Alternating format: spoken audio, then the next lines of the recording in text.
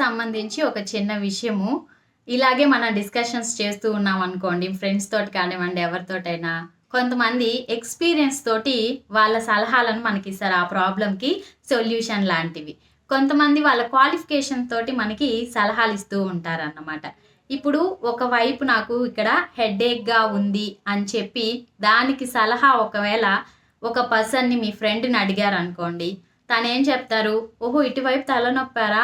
నిన్ననే మా అమ్మకు గూడా ఇలాగ తలనొప్పొచ్చింది. హాస్పిటల్‌కి తీసుకెళ్ళాను. మైగ్రేన్ అని అన్నారు. ఇంక ఇటువైపు నరాలన్నీ కొన్ని చిట్లాయన్నారు. దానికోసం ఇలా ట్రీట్మెంట్ చేసుకోమన్నారు. అలా చేయమన్నారు, ఇలా చేయమన్నారు.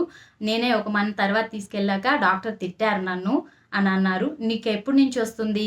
ఒకవేళ నీకొచ్చినట్లయితే వెళ్ళి ఇమ్మీడియేట్‌గా డాక్టర్‌ని కలువు. లేదనుకుంటే చాలా ప్రాబ్లమ్స్ ఫేస్ చేయాల్సొస్తుంది" అని చెప్పి వాళ్ళ ఎక్స్‌పీరియన్స్‌నంతా మీ ప్రాబ్లమ్ పైన రుద్ది ఏదో చెప్పాలనుకోని మీలో ఇంకా లేనిపోని ఆలోచనలని, ఆర్గ్యుమెంట్స్ చేసి ఇలా వచ్చిందా, అలా వచ్చిందా అని చెప్పి మిమ్మల్ని భయపెట్టేసి మిమ్మల్ని ఇంకా వేరే వేరే ఆలోచనలోకి తీసుకెళ్ళిపోతారనమాట. అదే క్వాలిఫికేషన్ ఇంకొక ఫ్రెండ్ ఉన్నారు. ఒక డాక్టరు లేదా హోమియోపతి డాక్టరు వాళ్ళకి కాల్ చేశారు. ఇలా నాకు ఇక్కడ తలనొప్పుంది. దీనికోసం ఏదైనా ఒక చిన్న టిప్ చెప్పగలవా తగ్గించడానికి అని అన్నారనుకో. అదేం లేదురా, కొన్నిసార్లు నువ్వు ఎక్కువగా నీ స్క్రీన్ చూడడం వల్ల కానివ్వండి, నీవు చేసేటటువంటి పని వల్ల ఒత్తిడి ఎక్కువగా ఉండడం వల్ల నీకు అలా పెయిన్ వచ్చుండొచ్చు. హోమియోపతి మందులు వాడావనుకో ఈజీగా నీకు తగ్గిపోతుంది అని చెప్పొచ్చు. ఇంకా పక్కింటి ఆవిడని అడిగారనుకోండి, ఆవిడ ఏం లేదు 5 మినిట్స్ వేడి నీళ్ళతోటి ఆవిరి పెట్టుకున్నావనుకో ఇమ్మీడియేట్‌గా తలనొప్పి తగ్గిపోతుంది అని చెప్పి చిన్న టిప్ చెప్పి కూడా మీ తలనొప్పిని నయం చేయగలుగుతుంది.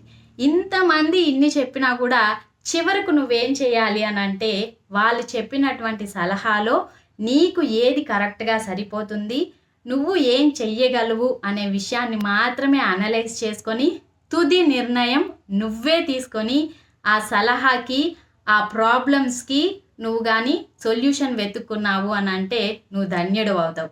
అలా కాకుండా ఈ నలుగురు చెప్పిన విషయాలన్నీ నీ మైండ్‌లో ఆలోచించుకొని నువ్వు గానీ ఇంకా డీప్‌లోకి వెళ్ళిపోయావు అనంటే ఇటువైపు వచ్చిన తలనొప్పి కాస్త తలంతా పాకి బాడీ అంతా పెయిన్స్ లాగా వచ్చేస్తుంది. నీ మైండ్‌కి రెస్ట్ లేకుండా అయిపోతుందన్నమాట.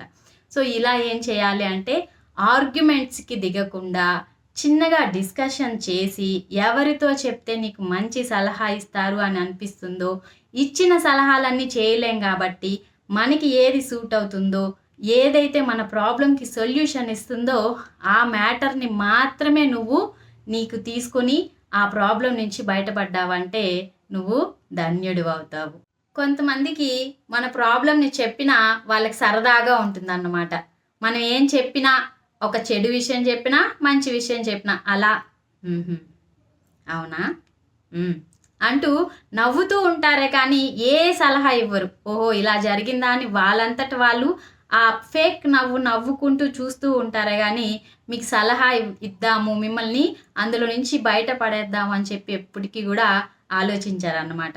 కాబట్టి మీరేమన్నా చెప్పినా నెగెటివ్ థింకింగ్ చేసేవాళ్ళుంటారు. ఇంకా బాధపడి వాటికి సొల్యూషన్స్ చెప్పేవాళ్ళుంటారు. మౌనానంద స్వాములు అంటే సైలెంట్‌గా ఆనందించుకుంటూ ఉంటారనమాట మీరు చెప్పిన విషయాలన్నింటిని. అలా కాకుండా మీరు డిస్కషన్స్‌ని ఆర్గ్యుమెంట్ లోపలికి తీసుకెళ్లకుండా మంచిగా డెసిషన్ తీసుకున్నట్లయితే అది మీకు మంచి జరుగుతుంది.